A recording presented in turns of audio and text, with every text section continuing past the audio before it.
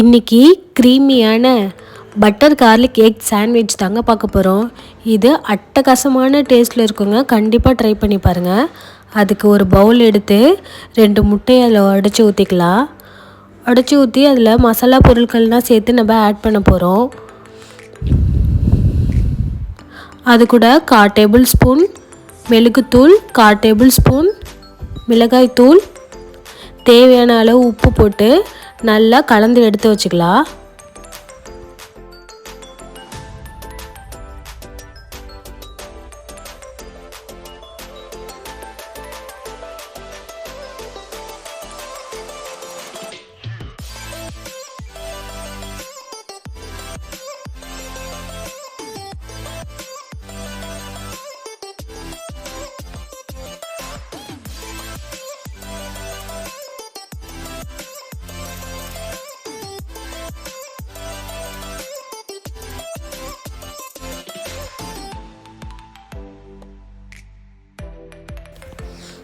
ஒரு பேன் வச்சு அது ஹீட் ஆனதுக்கப்புறம் 1 டேபிள் ஸ்பூன் பட்டர் ஆட் பண்ணிக்கலாம்.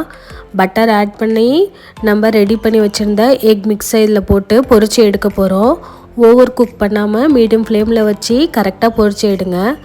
ரொம்ப ஹார்டாகிடுச்சுன்னா சாண்ட்விச் சாப்பிட்றதுக்கு நல்லா இருக்காது. அதனால் இதை மாதிரி மீடியம் ஃப்ளேமில் வச்சு நல்லா சாஃப்டாக பொரிச்சு எடுத்துக்கலாம்.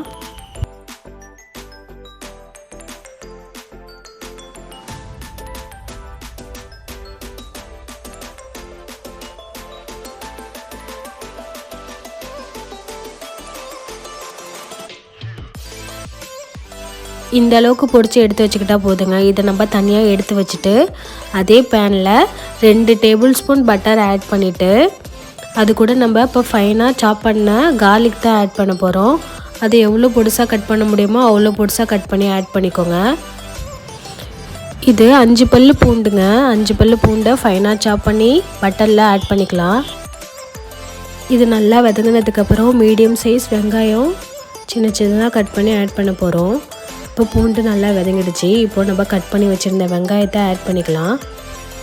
ஆட் பண்ணி அதையும் நல்லா பட்டரில் வதக்கி எடுத்துக்கலாம்.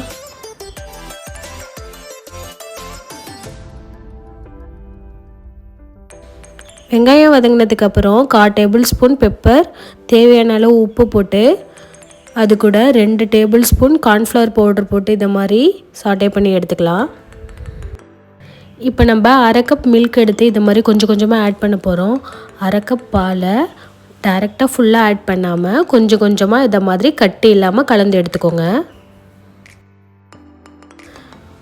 நெக்ஸ்ட்டு ஸ்டெப்பாக நம்ம வதக்கி வச்சுருந்த முட்டையை இதில் போட போகிறோம். முட்டையெல்லாம் ஆட் பண்ணதுக்கப்புறம் கட் பண்ணி வச்சுருந்த மல்லி இலைகளை இதை மாதிரி தூவி கலந்து எடுத்துட்டா இந்த மிக்ஸ் ரெடி ஆகிடும்.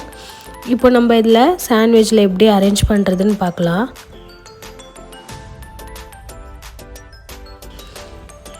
இப்போது ஒரு பிரெட் பீஸ் எடுத்துகிட்டு அதுக்கு மேலே நம்ம ரெடி பண்ணி வச்சுருந்த முட்டையை ஆட் பண்ணிவிட்டு அது கூட சீஸ் வச்சு மூடி வச்சுட்டா இதை மாதிரி எல்லாமே ரெடி பண்ணி நம்ம எடுத்து வச்சுக்கலாம் தனியாக.